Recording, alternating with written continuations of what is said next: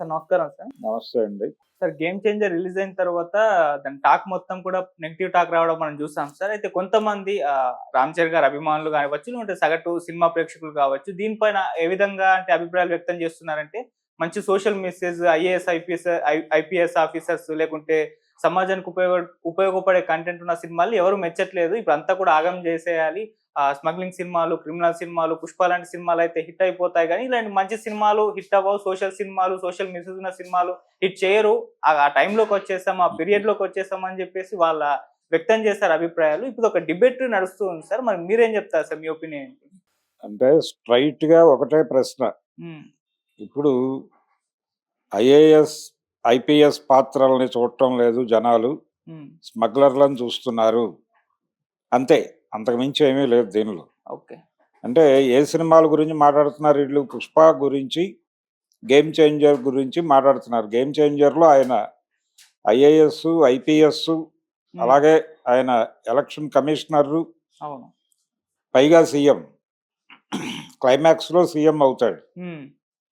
ఇది స్టోరీ. సమాజంలో జరుగుతున్నటువంటి అనేక దుర్మార్గాలని అడ్డుకోవడానికి ఒక మంచి మార్గం. ఏది మంచి మార్గం? ఒక ప్రభుత్వం, ఒక ముఖ్యమంత్రి అక్రమాలు చేస్తుంటే దాన్ని అడ్డుకోవటానికి ముఖ్యమంత్రి అవ్వటం, ప్రభుత్వాన్ని ఏర్పాటు చేయటం. అలాగే ఒక ప్రత్యామ్నాయ రాజకీయం కాకుండా ఉన్న రాజకీయంలోనే మార్పులతో ఎంటర్ అవ్వాలని అనుకోవటం. అంటే 'గేమ్ చేంజర్' సినిమాలో ఉన్న లోపాలు చెప్తున్నాను నేను. హ్మ్. 'గేమ్ చేంజర్' అనే సినిమాని డిజైన్ చేయటంలో దర్శకుడి అనవగాహన ఏమిటి అనేది అర్థమవుతుంది. ఓకే. చివరికి ఎంత పేలవమైన చిత్రీకరణ అంటే, చిత్రీకరణ పరమైనటువంటి ఇబ్బందులు కూడా ఉన్నాయి ఆ సినిమాలో. హ్మ్. ఉదాహరణకు అప్పన్న పాత్ర చనిపోయేటువంటి సన్నివేశాలు ఉన్నాయి. ఆ సన్నివేశాల్లో ఆయనలో ఉన్నటువంటి హీరోయిజంని ఎలివేట్ చేయాలి. ఆ ఎలివేట్ చేయటానికి అక్కడ ఏదైనా ఒక అద్భుతం చేయాలి ఆయన డైరెక్టర్. హ్మ్. చాలా ప్యాసివ్‌గా గడిచిపోతుంది ఆ సీన్. అవును. అప్పటికే ప్రేక్షకులకు తెలిసినటువంటి శ్రీకాంత్, అలాగే ఆహ్, కనకాల, హ్మ్. రాజీవ్ కనకాల ఇద్దరు వస్తారు. ఓహ్! వచ్చి అతని మీద అతన్ని పొడుస్తారు. అతను అక్కడ షాకింగ్ ఎలిమెంట్ ఏంటంటే, హ్మ్. ఆ టోటల్ సీన్ ఎందుకు ఆ మేరకైనా ఎలివేట్ అయిందంటే, చూసిన వాడిని కూడా మిగల్చకూడదు అనే డైలాగ్. హ్మ్. అది కొంచెం ఎలివేట్ చేసింది. అయితే ఆ సన్నివేశాన్ని ఎమోషనల్‌గా తీసుండాల్సింది. ఓకే. తీస్తే బావుండేది. ఇలాంటి సందర్భమే 'మనుషులంతా ఒక్కటే' అనే సినిమాలో దాసరి నారాయణరావు గారు హ్యాండిల్ చేశాడు. చనిపోతాడు అందులో ఒక ఎన్టీఆర్ చనిపోతాడు. తండ్రి ఎన్టీఆర్. ఆ తండ్రి ఎన్టీఆర్ చనిపోయేటువంటి సన్నివేశాన్ని ఆయన అభిమన్యుడి మరణంతో కంపేర్ చేస్తూ, ఆయన ఒక బండి చక్రం తీసుకుని వాళ్ళతో యుద్ధం చేయటం, ఆ బ్యాక్‌గ్రౌండ్‌లో బెనర్జీతో ఒక బుర్ర కథ చెప్పించటం, అలా దాన్ని విపరీతంగా రైజ్ చేసి ఆ ఎమోషన్‌ని ఆడియన్స్‌ని మెస్మరైజ్ చేసి కూర్చోబెట్టాడాయన. బయటకొచ్చిన తర్వాత కూడా దాని మీద చర్చించుకునే లెవెల్‌లో నడిపాడు దాన్ని. అంత ఎమోషన్ క్రియేట్ కాలా ఇక్కడ. అది ప్రాబ్లమ్. రెండోది ఉన్న వ్యవస్థ. అంటే ఇక్కడ ప్రభుత్వం మారితే, పాలన మారితే ఏదో జరిగిపోతుందనే భ్రమ కల్పించటం. ఇది భ్రమ అనే విషయం ప్రేక్షకులకి, ప్రజలకి స్పష్టంగా తెలుసు. ఏది ప్రభుత్వాలు మారితే, పాలకుడు మారితే ఏదో జరిగిపోతుంది అనే భ్రమ. అది ఖచ్చితంగా భ్రమే. ఎందుకంటే మనం చూస్తున్నాం. ఏది 90ల తర్వాత అధికారంలోకి వచ్చిన ఏ పార్టీ అయినా సరే ఒకే విధమైన పాలన ఉంటుంది. ఏదో కొద్దిపాటి స్ట్రక్చరల్ ఇబ్బందులు తప్ప. అంటే వాళ్ళు ఈ పథకానికి డబ్బులిస్తే వీళ్ళు ఇంకో పథకానికి డబ్బులిస్తారు తప్ప. మౌలికమైనటువంటి మార్పులేమి ఉండవు. According to economy, market economy ప్రకారమే పరిపాలన వెళ్తుంది. అంటే వాళ్ళు ప్రభుత్వ ఆస్తులని కార్పొరేట్లకి కట్టబెట్టడము ఇవన్నీ మామూలుగా జరిగిపోతాయి. ఈ సినిమా మొదలవటమే, అప్పన్న క్యారెక్టర్ మొదలుపెట్టడమే కార్పొరేట్లకు వ్యతిరేకంగా మొదలు పెడతాడు. మైనింగ్ మాఫియాకి వ్యతిరేకంగా మొదలు పెడతాడు. ఉమ్, ఈ మైనింగ్ మాఫియాకి వ్యతిరేకంగా మొదలవటం అనేది బాక్సైడ్ తవ్వకాలతో మొదలైతే అక్కడ ఆ బాక్సైడ్ తవ్వకాలు ఈ వ్యవహారాలకు సంబంధించి అనుమతులు ఇవ్వటంలో తెలుగుదేశము కాంగ్రెసు అన్నీ అన్నీ చేశాయి. ఓకే. ఒకళ్ళు కాదు, అందరూ ఉన్నారు దానిలో. ఉమ్, అన్ని ప్రభుత్వాలు అలాగే చెయ్యాలి, చేసి తీరాలి. ఎందుకంటే ప్రస్తుతం ప్రపంచాన్ని పరిపాలిస్తోంది వరల్డ్ బ్యాంక్. అందుకని వరల్డ్ బ్యాంక్ పాలసీలకు అనుగుణంగానే ఎవరైనా చేయవలను. కార్పొరేట్లకు వ్యతిరేకంగా నిర్ణయాలు తీసుకోవడం లాంటి పనులు ఇక్కడ జరగవు. అందుకని ప్యారలల్ గవర్నమెంట్ నడపాలి ఇతను, ఒకవేళ దాన్ని ఎదుర్కోవాలంటే. ఇతను పొలిటికల్ పార్టీ పెట్టాలి అనుకున్నప్పుడు ఆ పొలిటికల్ పార్టీ కూడా అలాగే ఉంటుంది. దాన్ని ఎస్టాబ్లిష్ చేశాడు బాగానే డైరెక్టర్. దాన్ని బలంగా చెప్పడంలో ఫెయిల్ అయ్యాడు.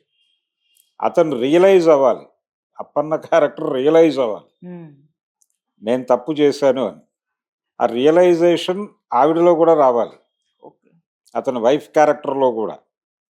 ఆ రియలైజేషన్ మీద రెండో క్యారెక్టర్ నడవాలి. అలా చేసుంటే సినిమా బతికేది. అది అలా చేయకుండా కన్ఫ్యూజ్ చేసి అతన్ని మళ్ళీ స్ట్రక్చర్లో భాగం చేసి అతన్ని బ్యూరోక్రాట్ని చేసి, బ్యూరోక్రాట్లు ఎలా వ్యవహరిస్తున్నారు ప్రస్తుత ప్రపంచంలో అందరికీ తెలుసు. బ్యూరోక్రాట్లకి సొంత నిర్ణయాలు తీసుకునే పరిస్థితి ఉండదు. ఉమ్, వాళ్ళని కంట్రోల్ చేస్తారు. వాళ్ళు కూడా ఈ డిజైనింగ్లో భాగంగానే వెళ్ళాలి, అంతకు మించి వెళ్ళటానికి మార్గం లేదు. ఇలా దీనికి ఈ స్ట్రక్చర్కి వ్యతిరేకంగా వెళ్ళాలనుకున్నటువంటి ముఖ్యమంత్రుల్ని బ్యూరోక్రాట్లని తీసి పక్కన పెడతారు. మనం చాలామందిని చూసాం. నందమూరి తారక రామారావు గారిని పదవిలోంచి తొలగించడం కూడా ఇందుకే జరిగింది. ఓకే. వారు మార్కెట్ ఎకానమీకి భిన్నమైనటువంటి మార్గంలో ఆయన నిర్ణయాలు ఉంటున్నాయనే ఉద్దేశంతోనే, అనుకూలమైన సమయంలో అననుకూల ముఖ్యమంత్రి అనే ఉద్దేశంతో తీసి పక్కన పెట్టారు ఆయన. దాని మీద శాస్త్రీయమైనటువంటి చర్చ జరగలేదు, కానీ బయట నిజానికి అది మార్కెట్ ఎకానమీ పొడిచిన వెన్నుపోటు ఎన్టీఆర్కి. ఉమ్, ఆయన తర్వాత కంట్రోల్ అవుతాడా లేదా అనేది వేరే గొడవ. ఒక 5 నెలల్లోనే ఆయన వెళ్ళిపోయాడు. అలా దీన్ని అర్థం చేసుకుంటే ఇక్కడ స్మగ్లర్లను ఎందుకు ఆదరిస్తున్నారు జనాలు అనేది అర్థం అవుతుంది. జనాలకి ప్రభుత్వాల మీద భ్రమలు పోయినాయి, నమ్మకాలు పోయినాయి. ఇక్కడ బ్యూరోక్రాట్స్ ఏదో మన జీవితాల్లో ఏదో ఇరగబొడి చేస్తారని ఎవరో అనుకోవడం లేదు. చాలా సందర్భాల్లో వాళ్లే విలన్లుగా వ్యవహరిస్తున్నారు సామాన్య ప్రజల జీవితాల్లో. మొన్న హైడ్రా పేరుతో చేసినటువంటి విధ్వంసం చూసాం మనం. ఉమ్, ఏది వీళ్ళు కొన్ని పొలిటికల్ లీడర్స్ తాలూకా ఫామ్ హౌసెస్ అవి కూల్చారు, ఓకే. అధికార పార్టీ వాళ్ళు కూడా కూల్చారు, ఓకే. అలాగే ఒక సినిమా నటుడి తాలూకా, నాగార్జున తాలూకా ఎన్కన్వెన్షన్ కూల్చారు, బాగుంది.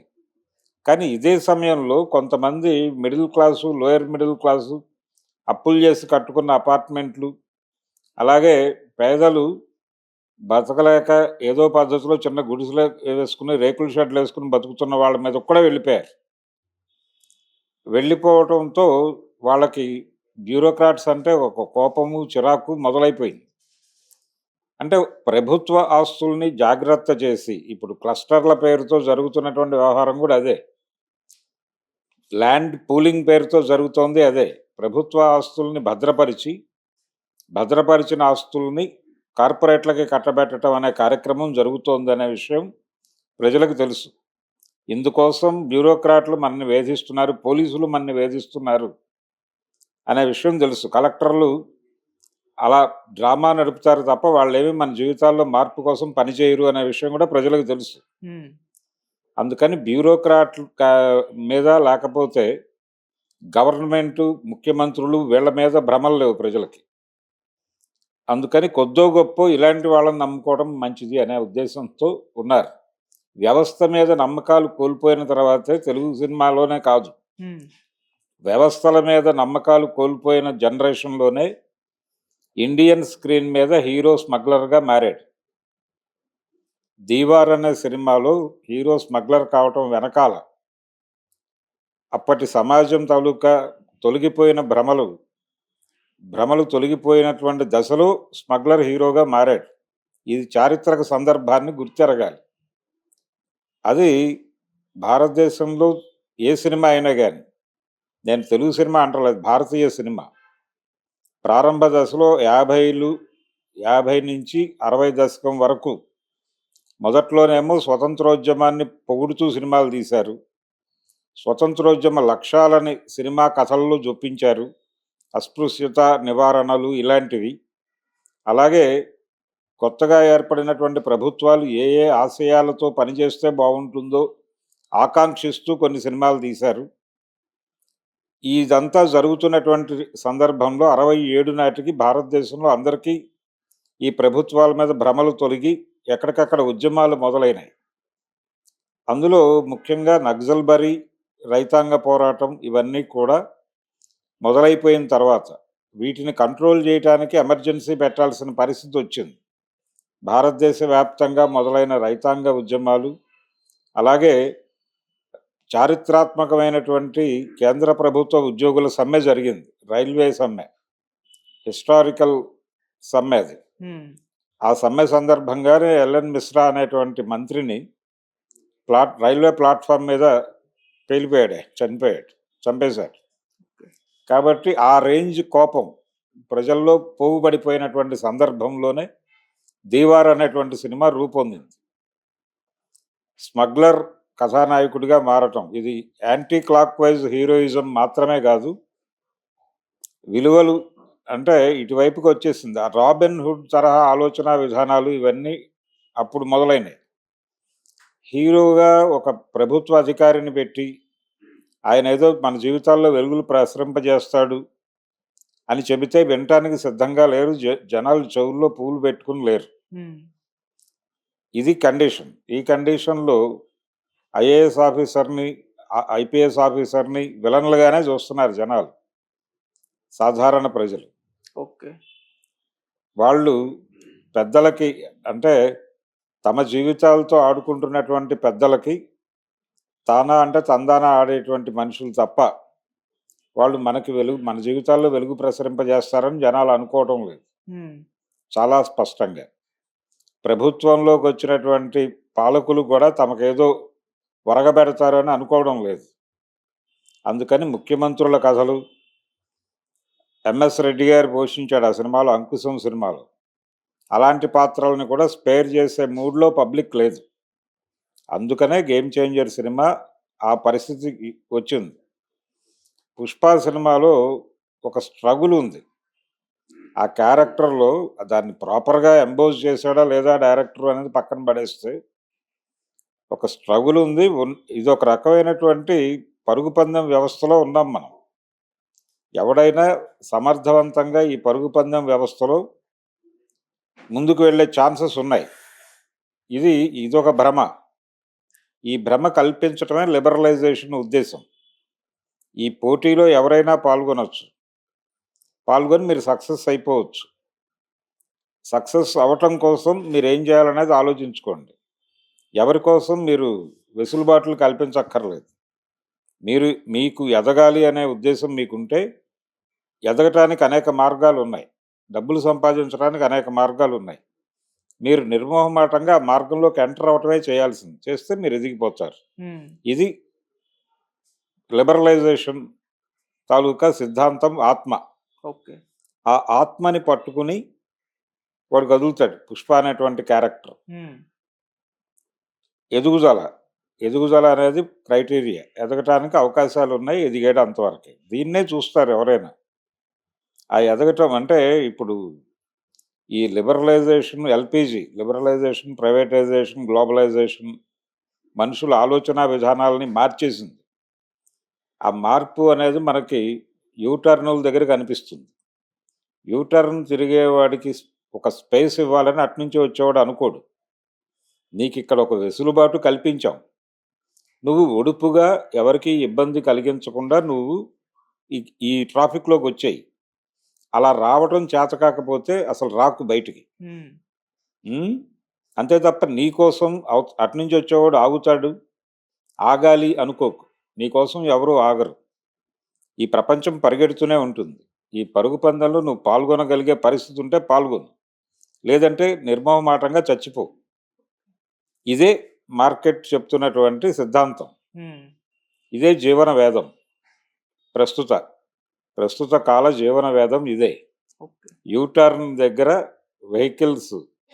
వెహికల్ యూటర్న్ తీసుకునేవాడి మెంటల్ స్టేటస్ ఎలా ఉంటుంది, అటు నుంచి వచ్చేవాడు మెంటల్ స్టేటస్ ఎలా ఉంటుంది అనేది చూస్తే, రెండోది ట్రాఫిక్లో చాలామంది బ్రేకుకు ప్రత్యామ్నాయంగా హారన్ వాడటం అనేది ఒక కల్చర్గా మారింది. అంటే హారన్ కొట్టేస్తున్నాను, నేను వస్తున్నాను, మీరు తప్పుకోండి అనే పరిస్థితి. అంతే తప్ప వెసులుబాటు ఇస్తూ కొంచెం ఆగుదాం అని ఎవరు అనుకోవడం లేదు. ఇదే జీవితంలో కూడా నడుస్తోంది. ఎవరు ఎవరి కోసం ఆగట్లేదు. ఆగాలని అనుకోవద్దని చెప్తున్నారు. నువ్వు దీనిలో యుద్ధం చేసి గెలవగలిగితే గెలు, లేదంటే నిర్మోహమాటంగా చనిపో. ఇదే చెప్తున్నారు. అందుకే మనకి ప్రస్తుత సమాజంలో ఆత్మహత్యలు పెరగడానికి కారణం కూడా ఇదే. ఓకే. అందుకని ఈ కండిషన్‌లో ఐపీఎస్ క్యారెక్టర్‌తో సినిమా తీసాం, చూడట్లేదు. లేకపోతే ఐఏఎస్ క్యారెక్టర్‌తో సినిమాలు తీసాం, చూడట్లేదంటే అమాయకత్వం తప్ప ఇంకోటి కాదది. ఓకే. పుష్పాలనే ఆదరిస్తారండి. హ్మ్. పుష్పయే క్యారెక్టర్ ఇప్పుడు. పుష్పగా మారిపోయిన ప్రపంచం. కాబట్టి సుకుమార్ ఈజ్ రైట్. నిర్మోహమాటంగా. శంకర్ పూర్తి స్థాయి ఔట్‌డేటెడ్ వ్యవహారం. ఓకే. రియాక్షనరీ వ్యవహారం కూడా. Okay sir. అందుకని ఆ సినిమాని తిరస్కరించడం అనేది హ్మ్. అంటే ప్రజల్లో ఉన్నటువంటి ఒక మెచ్యూరిటీని తెలియజేస్తుంది. చాలా అద్భుతమైనటువంటి అపజయాన్ని ఆ సినిమాకి ఇచ్చారు వాళ్ళు. హ్మ్. అందుకు అభినందించాలి ప్రేక్షకుల్ని. ఓకే. ఇది పాన్ ఇండియా సినిమా కాబట్టి పాన్ ఇండియా లెవెల్‌లో హ్మ్. భారతదేశంలో ఉన్న ప్రజలందరినీ, ప్రేక్షకులందరినీ కూడా అభినందించాల్సిన అవసరం ఉంది. ఆ సినిమాని ఫెయిల్ చేసినందుకు. ఓకే. పుష్పాని సక్సెస్ చేస్తారు డెఫినెట్‌గా. హ్మ్. ఈ ఆదరణ ఉంది. పైగా వీళ్ళందరూ స్మగ్లర్లు హీరోలు అయిపోయారని మాట్లాడుతున్నారు.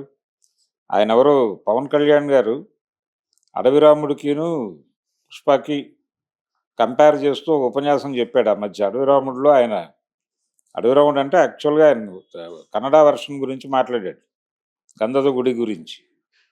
మాట్లాడుతూ ఆ సినిమాలో హీరో అనేవాడు ఫారెస్ట్ ఆఫీసర్. స్మగ్లర్ల ఆట కట్టిస్తాడు.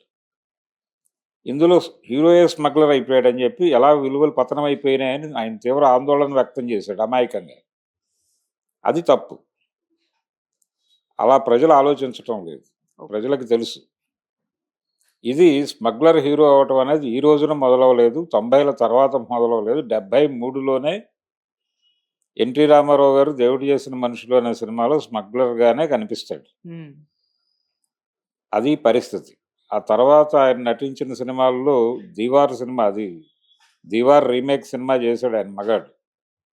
అందులో కూడా స్మగ్లరే కదా! 'దీవార్' నుంచి మనకి దాన్ని గ్లోరిఫై చేయటం అనేది మొదలైంది. ఓకే. 'రోటీ కపడా ఔర్ మకాన్' లాంటి కొంచెం ప్యాసివ్ సినిమా నుంచి 'రోటీ' అనేటువంటి ఒక దూకుడు సినిమాగా మారింది ఇండియన్ స్క్రీన్. హ్మ్. అదే సినిమా 'నేరం నాది కాదు ఆకలిది' అనే పేరుతో రామారావు గారితోనే తెలుగులో తీశారు. అందులో హీరో రివర్స్‌లో ఉంటాడు. దీన్ని యాంటీ క్లాక్ వైజ్ హీరోయిజం అనే పేరుతో పూరి జగన్నాథ్ అడాప్ట్ చేసుకుని తన సినిమాలో క్యారెక్టర్లన్నిటినీ యాంటీ క్లాక్ వైజ్ డైరెక్షన్‌లో నడిపిస్తాడు. అదొక టెక్నిక్. హ్మ్. కాబట్టి దీని గురించిన పరిపూర్ణ అవగాహన లేకుండా, కనీసం ఇలా ఎందుకు జరుగుతోంది అనేది స్టడీ చేయకుండా, ఏకవాక్య తీర్మానంలాగా జనాల్లో విలువలు పతనమైపోయినాయి, స్మగ్లర్లను